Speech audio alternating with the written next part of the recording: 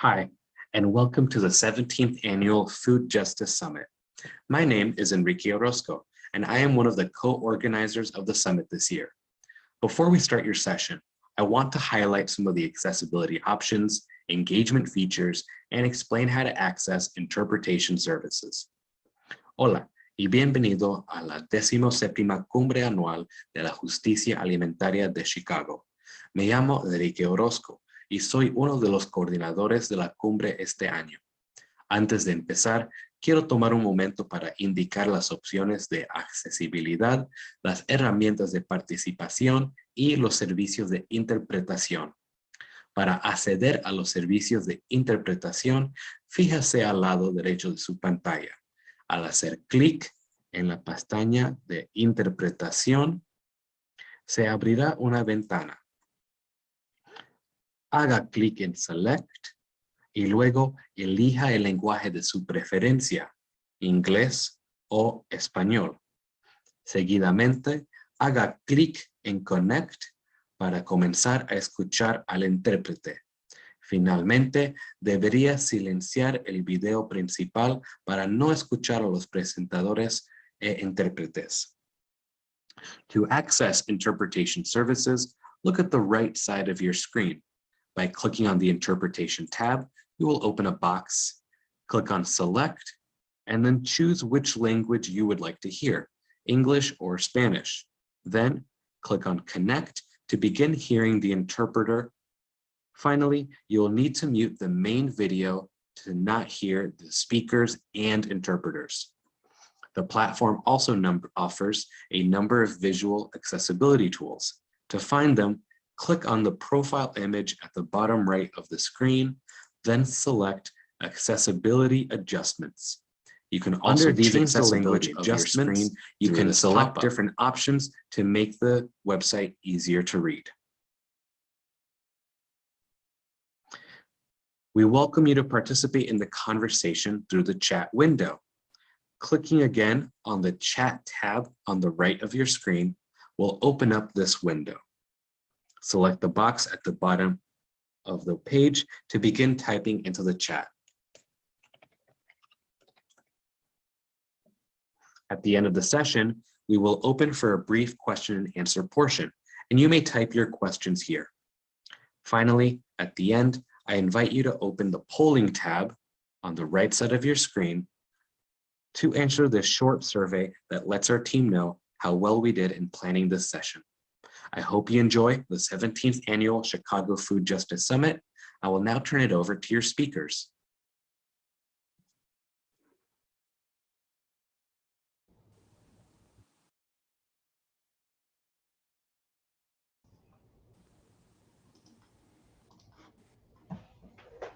Right. Well, good afternoon. My name is Saria Lofton, and I am an assistant professor in the College of Nursing, and I work on food access. And I will turn it over now to Lori. We will all be presenting on this topic. Lori? Hi there, I'm Lori Outing. I am a pediatric nurse at Rush University Medical Center, and I'm also founder of Food Matters, which is a new business that deals with food inequity in different neighborhoods in the city. Thanks, Lori and Saria, and hi everyone, good afternoon. My name is Lucy Peterson. I use she, her pronouns. I'm with the Alliance for Health Equity at the Illinois Public Health Institute, and we are so excited to be here with you all today to discuss this really exciting topic about how we can move from food as medicine to food as justice. We welcome you to introduce yourselves in the chat so we can get a sense of who's here with us today, and we encourage folks to use the chat throughout today's session.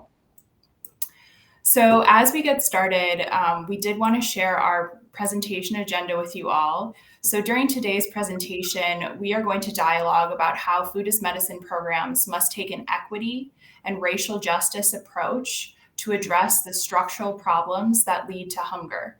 We will begin our session by defining food as medicine and food justice, then discuss how realizing food justice begins with decolonizing our plates. We will then shift to discuss innovative models and partnerships in the food as medicine space and begin to reimagine what these initiatives could look like if they were to center equity. Our session will conclude with an open discussion with participants where we can dream and reimagine together to find ways that each one of us can play a role in this work. Before we jump in, we wanted to address a couple of housekeeping items. We encourage everyone to use the chat during today's discussion to share questions and comments. We believe that community members are the experts in this space, and we look to you all to tell us about your unique needs and solutions you envision for your community. We will also be sharing several resources during today's session.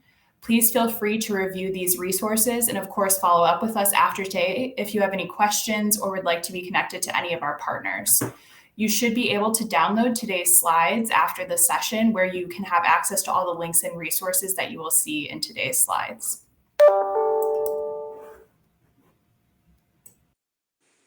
Okay, as we get grounded in this space today, we just want to make sure that we all have a shared understanding of the terms that we're going to be talking about. So to begin, we're defining food as medicine initiatives as any food distribution programs that are led or co-led by primary care, healthcare, hospital partners, and provide food to special populations, such as people living with chronic diseases like diabetes, hypertension, or communities that have been historically marginalized.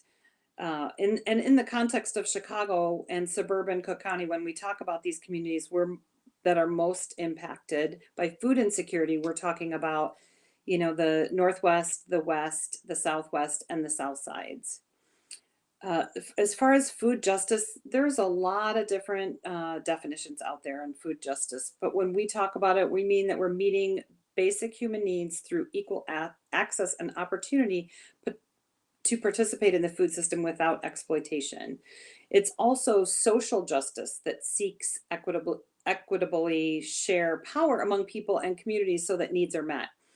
Food justice is obviously closely aligned with food sovereignty and collective care. And when we talk about food sovereignty, we're referring to people's ability to cultivate their own culturally appropriate, healthy food within their own communities. Collective care, we're talking about revolutionary ideas, which we've seen much of during the pandemic, where individuals and organizations that have taken radical acts of care and kindness to deconstruct the foundation of food inequity.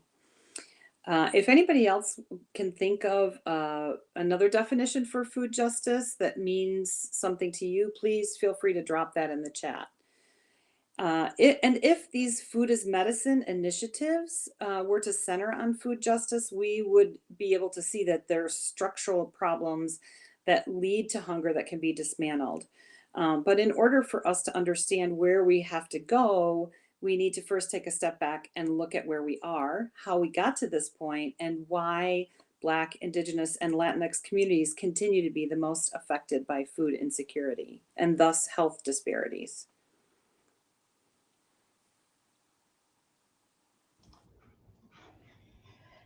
So the intersection of food, classism, and race is unmistakably glaring in our communities. In Chicago, Black, Indigenous, and Latinx communities are often segregated to neighborhoods that have been undervalued and under-resourced. Redlining, predatory lending are just a few examples of how segregation has been created over decades throughout our city. This process of disinvestment, coupled with the growing racial wealth gap, have exacerbated inequity in many sectors of society, contributing to barriers, including limited access to nourishing, nutrient-dense, culturally relevant food. Additionally, food access initiatives broadly became models of charitable care during the recession of the 1980s. At this time, former President Reagan eliminated the social safety net and put in place the expectation that charity and emergency food access programs would fill systematic gaps. From this time period came the emergence of food pantries in particular. Pantries were only meant to be temporary solutions to what was expected to be a short-term challenge, as Reagan's long-term goal of economic growth was meant to ultimately address systemic issues that led to hunger. However, this goal failed, particularly for low income and communities of color, and the food pantries became a staple of charity across the country. From pantries came other initiatives that were meant to provide short sighted solutions to hunger. Ultimately, failing to take into account sustainable practices and the long term well being of communities. After decades of reinforcements, these systems that are so often rooted in philanthropy, donations, short-term grants, and temporary programs have taken the place of brick and mortar grocery stores, community gardens, and farmers markets, and other community-owned and operated food retailers. These broken systems have helped to give rise to the current food apartheid we see on the west and south sides of the city and the county. This was illuminated recently when Aldi's left West Garfield Park and Save-A-Lot recently being temporarily shut down. In its place, temporary emergency food distribution pop-ups and even more pantries emerge. There's a need for a new plan. We believe these systems continuously fail to address hunger because they do not center the most important idea that access to nourishing food is a fundamental human right. The current food access system capitalizes on the idea that healthy food is only available to those who can afford it, and everyone else must survive off of what is provided through charitable models of care. These programs do not often take aim at systems of inequity or uplift community assets. They haven't built a foundation on sustainable funding, community leadership, economic growth, job training, thriving wages for employees, land and water access, and environments free of pollutants. In order to change the food access system, we must radically uproot what currently exists and envision and create something new where nourishing food is available, especially for people who have been historically excluded. Thanks, Saria. So to begin to envision what new Foodist Medicine initiatives could look like if they are centered on food justice, we must begin by decolonizing our plates. Foodist Medicine initiatives and many other nutrition programs that are often offered to clients and patients have historically centered white, Western, or colonial diets. From the outset, these diets have been co-opted or appropriated from other cultures and communities, particularly Native American, African American, Sub-Saharan African, Caribbean, Asian, and Central and South American cultures, where concepts like plant-based diets and locally cultivated food have always been a central pillar to life and well-being. It is certainly a paradox that white diets have taken from these cultures while our current food system has made regular access to fresh produce and other healthy foods a privilege for primarily high-income white people. Nutrition and Foodist medicine programs that center white diets also tend to reinforce harmful stereotypes against food that may be significant in other cultures.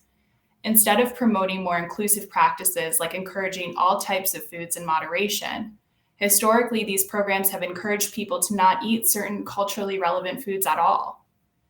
By recommending certain communities avoid culturally relevant foods, nutrition and Foodist medicine programs have inadvertently stigmatized those cultures. In order to decolonize our plates, we must first begin with the acknowledgement that every individual and community has the right to determine what nourishing food is for themselves. When we say nourishing food, we mean food that helps a person feel healthy and accomplish their daily goals and activities. As partners and practitioners in this work, we must recognize and respect how each person defines this for themselves and build programs around this shared understanding. In these programs, we must provide all types of culturally relevant food and work to educate ourselves on the ways we can better provide competent and informed care. We must challenge systems that have historically excluded certain cultures by seeking to learn about food from communities instead of imposing solutions upon them. We'd like to ask, what does decolonizing your plate look like for you in your community? And we welcome you to put your responses in the chat. Finally, and most importantly, we must create opportunities for ourselves and the individuals and communities we work with to grow or access locally harvested food. Food produced locally has a higher concentration of vitamins and minerals by the time it reaches our tables. It helps us create and sustain cleaner and healthier environments, and it teaches us to grow in respectful partnership with the land. Growing food is also a central part of many communities, and by promoting opportunities to grow food locally, we reinforce the respect for one another's cultures and experiences.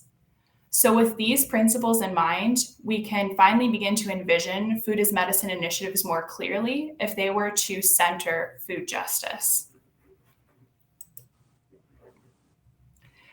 So before going into our discussion, it's important to remember how we are each called to this work. We are all brought to this space in both unique and similar ways. It is this process that ultimately lays the foundation for our community and gives us the motivation to keep going and dream of something bigger. As Saria and Lori shared their stories of how they arrived in this space and who invited them in, we also encourage you to share in the chat who might have helped you become involved in food access work. Well, I can briefly tell a little bit. It's actually a pretty long story that goes back to when I was in a clinical setting and as working as a nurse. And I was seeing younger people, younger and younger, coming in with hypertension. And I was like, what is going on? This is something, that we need to address. And then I became a school nurse. And then I started to see that this was a continuing issue around childhood obesity. And coming here to UIC, fast forward to Zoom here to UIC, I really wanted to continue working in food access after my clinical experiences in the hospital setting and at working in Chicago Public Schools as a school nurse. I wanted to learn more about how we can actually increase access to healthy food so we can start to avert some of these issues that I had observed. And I was so grateful to get connected with Dr. Angela Odoms-Young and Orrin Williams, who took me by the arms and helped me to navigate this new world that of food access. And what a wonderful group of folks that actually work in this space. And through those connections and navigation and continued work and research in the food access space and connecting with people in West Garfield Park and connecting with people in Inglewood, really urged me into Foodist medicine for us to be able to start looking at that as a space where we could actually do some work with addressing the issues I had seen long ago. Lori? Hi, so I actually moved to Chicago back in 2008 from rural Southwest Michigan, from Kalamazoo, where we have this great local food scene, lots of agriculture, huge farmers market. And I lived on 40 acres and had a huge garden. So it was quite a culture shock when I moved here to the North Lawndale neighborhood where there was no grocery store. And starting to work at Rush, and the majority of my patients on the pediatrics floor have some nutritional related issues, no matter what they come in for. But kids that are, as Saria pointed out, younger and younger with diabetes and hypertension, obesity with malnutrition, which to me was kind of a new diagnosis. I hadn't had taken care of patients like that in Michigan. So after taking care of these patients and getting immersed in the urban agriculture scene through Advocates for Urban Agriculture and doing some community work with community gardens, I felt like I really was driven to look more closely at what's causing, the food insecurity in different neighborhoods, and not just having access be a part of it, but also, from a nursing perspective, what can I do as a nurse while the patient's in the hospital, to help improve that. So I began working with the Foodist Medicine program at Rush and, work through, assessing patients, asking them certain questions and providing them with food once they leave the hospital, or a list of resources within their own communities. So it's really, there's so many people here in the city that are passionate about this, and I definitely share that passion for this work. Thank you so much, Saria and Lori. And again, please feel free to share stories of who or what got you involved in food access work in the chat as we continue to move through the rest of the presentation. So there is no one-size-fits approach to creating Foodist Medicine programs for communities. Programs that truly center food justice will invest in the visions of community members and uplift the solutions that they create for their own unique needs. On this slide, we've shared a few models of innovative work that's happening across Chicago and suburban Cook County. We look to these models really as an inspiration as we start to re-envision together. As we share some more information on each of these programs, we also encourage you to put into the chat where you see innovation happening through Foodist Medicine initiatives. So I'll turn it over to Saria, who's going to tell us a little bit about the Veggie Rx program at the farm on Ogden. Thanks, Lucy. This is a program I really admire. It's actually a program that I learned about when I was doing my research, looking and learning about different ways of engaging folks in food access and healthy foods. So the Veggie Rx program, the patients that have diet-related conditions or also food insecure, they can get these produce prescriptions, and then they can obtain produce from the farm, and it's very close by where they can get everything. And they also have cooking demonstrations, they have nutrition classes, so it's a great program. And it's something that I look to when looking at other Foodist Medicine models and how it compares with what they're doing at Lawndale. So that's just one example, and I really encourage people to go to the website, go visit Farm on Ogden to really see more about the work that they do. They have a store now, and they're doing a lot of great work. Thanks, Saria. I wanted to share a little bit about what Swedish Covenant Hospital is doing with their pantry called The Cupboard. You can actually see a photo of the cupboard here at the bottom of the slide on the left-hand side. You'll see that they have both perishable and non-perishable foods out. The Cupboard was established a year ago, and Swedish Covenant, which is located in Albany Park, gets their non-perishable food from a few community partners, including Common Pantry, the Friendship Center, and Grace Covenant Church.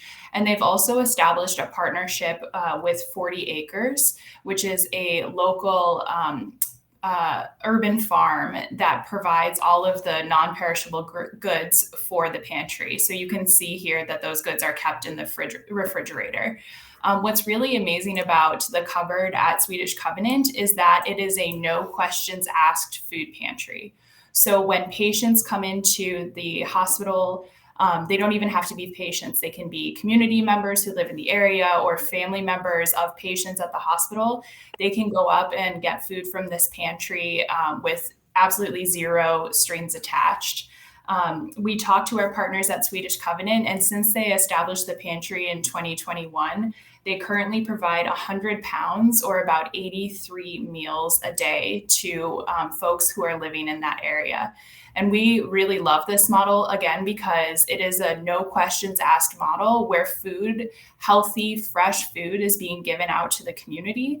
And the hospital has also created a really important partnership with a local grower and producer, and also other local community-based organizations that distribute food. So I really love this model, and it's a model that I would love to see expanded at other hospitals. I also wanted to talk briefly about the Real Foods Collective in Maywood. This program began as a Veggie Rx program in Maywood several years ago in partnership with Proviso Partners for Help and the Chicago Botanic Gardens. It is a wide, vast program that does incredible work across Maywood. They do screening and referrals for the Veggie Rx program within several small clinics across Maywood.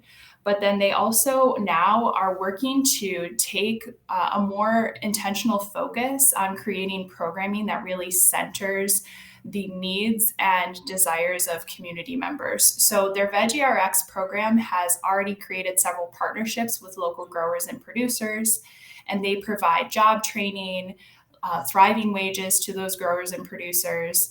And they've also started to meet with those growers and producers in addition to community members in Maywood through focus groups to get a better understanding of where they would like to see the program go in the coming years.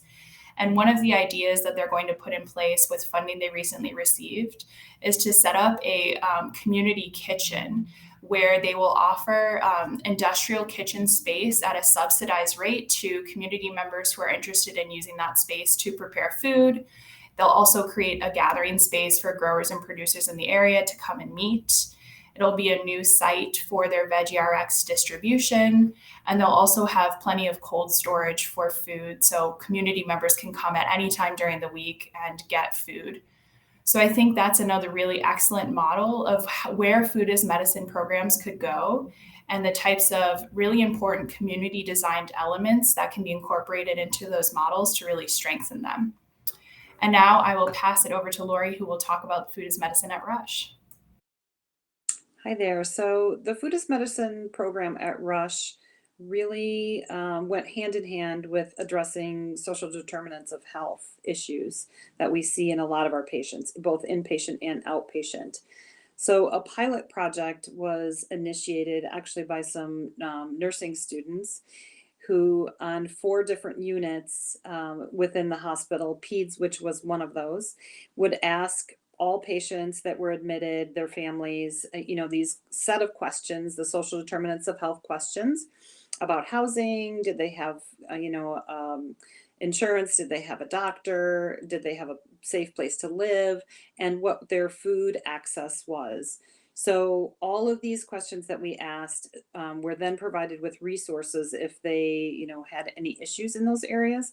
But as far as the food program, what we did is partnered with Top Box, which is a nonprofit organization in Chicago that is on a mission to provide healthy food at affordable prices to people that need it the most.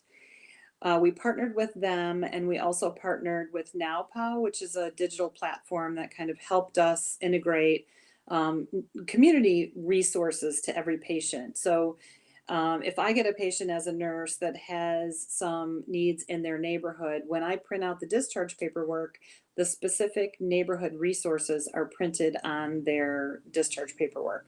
So the churches that are providing food, if there's utility program, as far as helping pay utility bills, those kinds of things are very specific to each patient through that program.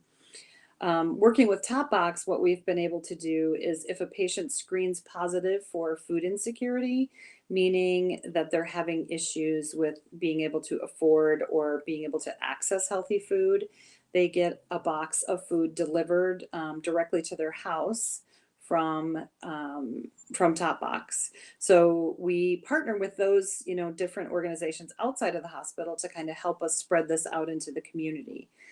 And so we've been able to, feed a lot of people. And what I've seen specifically on the PEDS floor is we actually have had patients that have been, especially during the pandemic, admitted because there was a lack of nutritious food and the chronically ill patient got sick from a lack of food, was admitted to the hospital.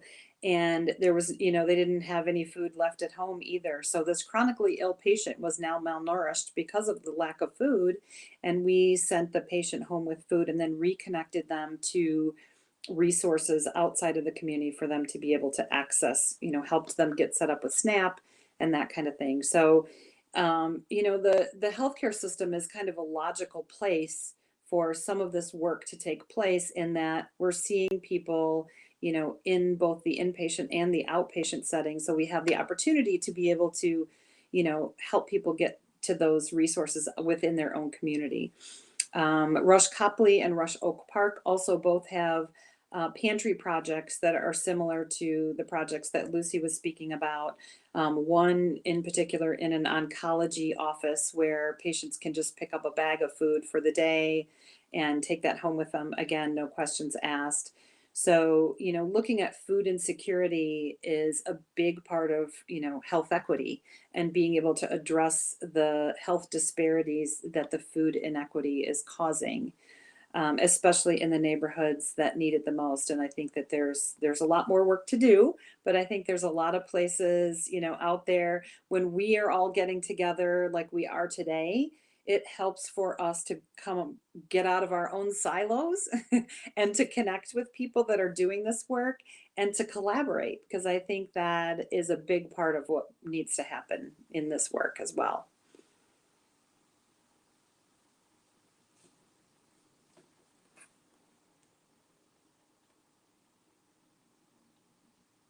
So speaking of collaboration, now that we've talked about some innovative work that's kind of happening across the city and the county, we want to talk more about what kind of partnerships that we can cultivate to help strengthen our local food system and make it really hyper local. And the same can be said for those food is medicine initiatives throughout healthcare. As people that are in the healthcare system, we can certainly push our healthcare organizations to initiate those programs, like the Foodist Medicine program. We also have a food surplus program at Rush dealing with food waste. And so the food surplus program actually donates to a local shelter that's near the hospital. So in looking at not only the food as medicine, but addressing the food waste issues too. But during the pandemic, we've seen collective care rapidly expand to include new partners who might have kind of been left out historically of the food access programming. And we know that there's partners to help support the communities the most by leveraging the community assets and co-designing solutions with community leaders. And within these networks, growers, producers, community-based organizations, mutual aid groups, food rescue partners, community-based food access points. There's so many of them, like a lot of the farms came together, mutual aid societies, the love fridges, the dream fridges, that have all kind of worked together and collaborated through the pandemic to address food insecurity. Those of us that have been working in this space realize that this is not a new issue. Food insecurity has been happening, but the pandemic kind of really shined a light on it for a lot of people that were, kind of outside of this work. But we saw how these groups kind of came together and within different communities and, with the collective care to be able to feed people. Healthcare organizations and policy and advocacy partnerships have this opportunity. And I think from some of the things that we've learned through the pandemic, they have this opportunity to create partnerships with these groups to create stronger, more far-reaching and more sustainable food as medicine programs, but also other food surplus, those kinds of programs as well. In order to build these partnerships, we have to create a space for healthcare and policy partners to connect with the hyper local food network organizations to learn more about each other and what each other is doing and what the needs are. We need to build the programming at the hospitals, in primary care centers, that's responsive and supportive of the local growers. By adapting to the growing season and investing in food rescue programming and providing rescue food to the mutual aid groups. And we're kind of trying to close that loop on referrals to the community-based food providers. And we need to identify opportunities for sustainable reimbursement with policy partners for food as medicine programming as well. And hospital and healthcare systems have this purchasing power and can invest in community gardens, ensure that land and water access, buy and distribute food locally, and create cleaner environments free from pollution through all of those things. Our policy and advocacy partners also have the chance to codify these changes and put into law for food as medicine programs through Medicare and Medicaid, which is really important when hospitals are trying to do this work and we're trying to get away from the charitable model. We really need the policy people and the advocacy to help us close that loop. And ultimately, each one of us that are here today, each one of us, out in the community, we have a role to play in whatever it is that we do to be able to advocate for better food as medicine programming in our respective, fields of work in our areas. We all come from different spaces, but we definitely have all things that we can contribute to kind of make these partnerships happen, to get out of those silos and all work together and collaborate.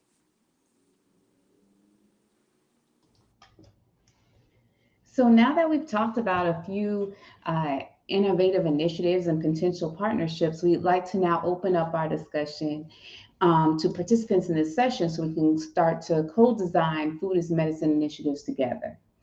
We want to start by asking, what does food as medicine look like to you and your community? And go ahead and in the chat, you can go ahead and start sharing your thoughts and comments. And one thing that came to mind is I was going through the chat and I was like, we have already so much social capital in this room, like folks that have already been working with University of Chicago and their Veggie Rx program. And I have met quite a few of you already that are in this room. And I just know the skills and resources that you all have. So it's going to be interesting to really see the different type of things that you think that could happen, what's missing, how do we build on what we're learning today. And I'll even give an example because I was talking about the Veggie Rx program at Lawndale. So that was inspiration. Mouse Square also has one. I work with a Veggie Rx program that I'm doing an evaluation of Veggie Rx program at Mouse Square. It was for diabetic patients, and they were working with Growing Home and received a 12-week package of produce at the height of the pandemic. And it was completely home-based online. And so a lot of like the knowledge that I gathered from folks really came into fruition when engaging in this project. And now that I'm on the other side of it, where I'm learning more about what people, how the participants responded who were in it, as well as the providers, it's a really good learning lesson. And so, and I always was thinking about, as Lori was talking, I was like, also like how our community residents can engage. So I'm going to stop talking. I'm going to see what you guys are saying. Lucy, I'm going to hand it over to you because I'll keep going. Saria, honestly, we would love for you to keep going, but I understand.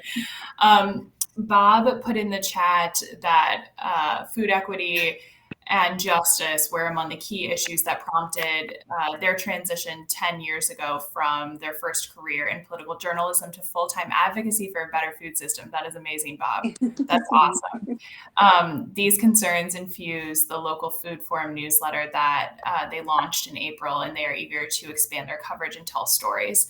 They've also provided their information in the chat if anyone wants to connect. We love to hear when folks get politically activated and civically engaged to really, like Lori said, codify changes so that food as medicine programs are sustainable and they last and they have sufficient funding and they can be adaptable to the needs of community members. I think that is such an important thing for each of us to do, is to become civically engaged in this work. And we can do that through our personal lives and our professional lives. Lori, do you have anything to add to that? I think that, as we hear, I was, like Saria said, I was going through the chat, and it's like so many people that I've met through all of these other, food and urban agriculture spaces doing all these great things. And it's really inspiring to me to see that this work is already being done, but also realizing that we still have so much more to do. And I think that the local food system has such a great potential, and we just need to really do all these things to kind of work together and to break down some of the norms of what how local food systems normally run, and it's so industrialized, and realize that we have the potential to make it so much more here in the city of Chicago. And I'm also wondering, like, what do you all think about how we can better engage young people in this space? And I'd love to hear what folks might put in the chat for this, because I see like there's students here, and I was like, how do we grab them and bring them in and wrap them up in this work?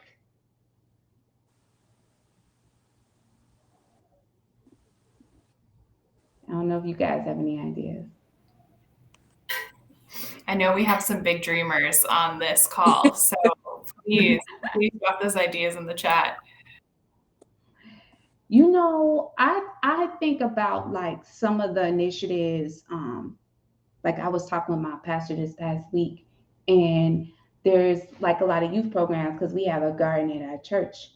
And so that was one way that cleaning up in the neighborhood and actually like them participating in the developing the garden was one way. Okay, school garden programs are huge. Yeah. I wonder how we can like leverage that more towards the next level, if that makes sense.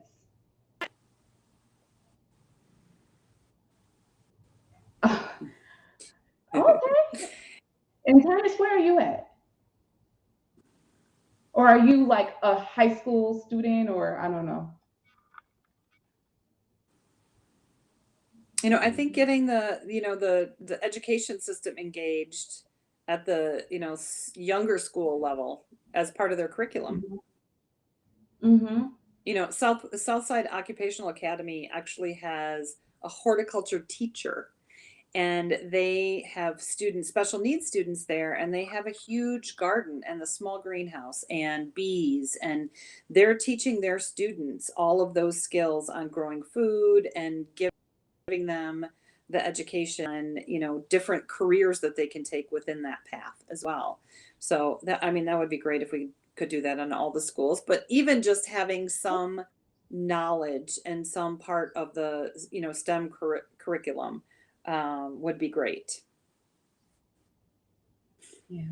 Yeah. And Bianca, yes, this is an issue I think that gets overlooked a lot around the university spaces and hunger, because we know like with kids how we can engage them with school gardens, but we don't really have like the same accessibility. There's like a piece missing there. That's a great point.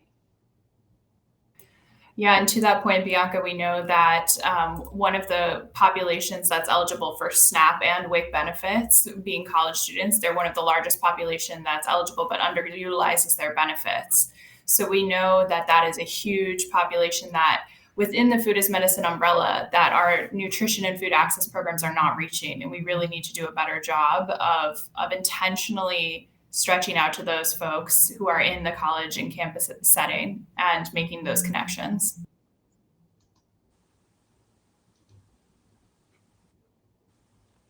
I get that, Madison, having the time, energy.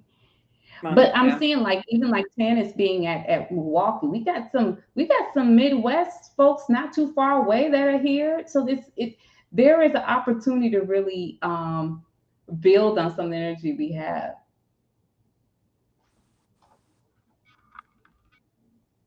Oh, I agree, Anna. Definitely. And that's part of that breaking down and really just disrupting the industrialized food system that gets benefits, monetary benefits, to just keep getting bigger and bigger.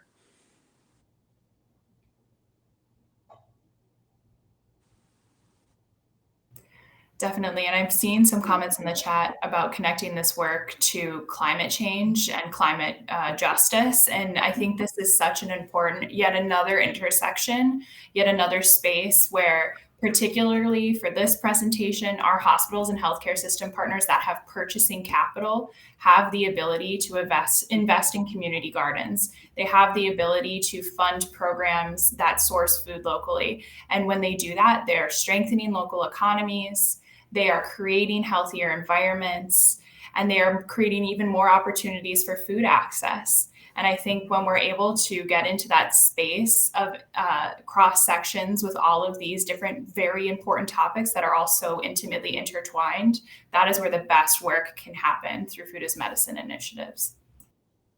Yeah, and just to add on to that real quickly, I think that's also where we can start engaging community residents, because we put the garden, we dumped some money and put in the garden, but how can the community residents hold these entities accountable for the making sure the investment, like, because it has to be more than just the one-time investment, and helping community residents in terms of civic engagement and working with these healthcare systems seems like it would be a really good avenue to explore as well.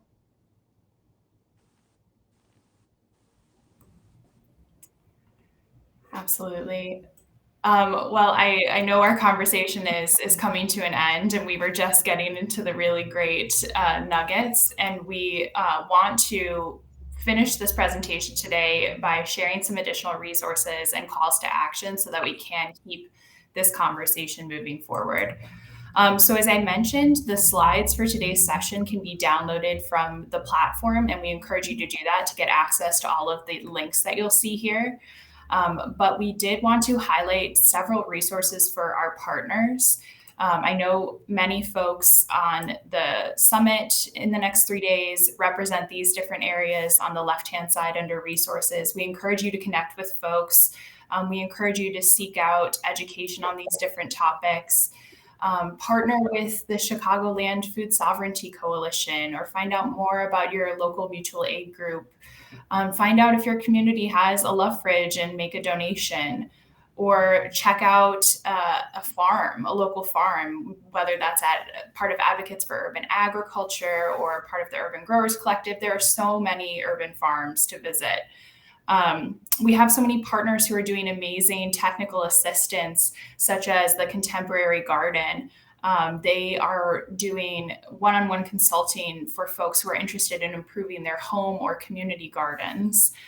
We also encourage you to visit your local farmers market, especially as the weather is warming up. Sign up for a CSA box. Invest in farmers. Use your own personal purchasing power to invest in local growers and producers. And then, like we kind of touched on today, learn about school-based gardens with partners like the Gardeneers or Big Green. I also saw that Pilot Light was here today. We're so excited to have them with us. All of those partners are really investing in youth and teaching youth about gardening, cooking, and preparing healthy and nourishing food. And then, as Lori was talking about earlier, for food waste, if you want to learn more about initiatives around food waste, the Illinois Wasted Food Action Alliance is a great space to connect with partners who are having those types of conversations. And in our last couple of minutes, we would like to put out a specific call to action today. So the Alliance for Health Equity organizes a quarterly food work group call. And within this work group, we have representatives from across community-based organizations, local health departments, healthcare systems, primary care, policy and advocacy partners. But at our April 28th meeting, we are going to organize a Foodist Medicine subgroup. And the goal of this group is to build civic engagement to move legislation for reimbursement forward. That is what we want to accomplish in the next year, in addition to sharing best practices, sharing knowledge, keeping the movement going, keeping the dream growing bigger. We invite you to join the next April 28th meeting if you are able to join. So I will provide, I think Steph just dropped the link in the chat. Thank you so much, Steph. There's a form there where you can sign up for that April 28th meeting, so we can add you to the invite. And we encourage you to please fill out that form so we can make sure to get you that Zoom information for the April 28th call. And then, of course, we wanted to highlight PAC's newsletter. Always has really excellent policy action alerts. We encourage folks to sign up for that newsletter, as it helps us remain civically engaged in this space. And so as we wrap up, I did want to share our contact information. Please reach out to us. We've had such an excellent start to the conversation today. I know Saria would love for you to connect with her, especially as it relates to the work that she's doing with Miles Square, as she mentioned. Please reach out to Lori and myself. Saria and Lori, I will pass it off to both of you for final comments. Well, I'll just say this has been such a pleasure, and I love engaging with people. So as it pertains to food access, food is medicine. So please definitely reach out. more email than IG or Twitter, but I look at them all. Agreed. This is all very uplifting and inspiring to be able to reconnect with people that I haven't seen in a while because of COVID. So it's great to see everyone out there. And I would just say keep up the great work and definitely reach out. You know, I'm interested in all different kinds of food inequity project as it relates to individual communities, you know, what we can do together to make this work. Thank you so much, everyone. And please don't forget to fill out the poll for the summit. The directions, I believe, will be posted in the chat for how to fill out that exit poll. It was wonderful to be here with you all today, and we'll look forward to connecting with you soon. Thank you.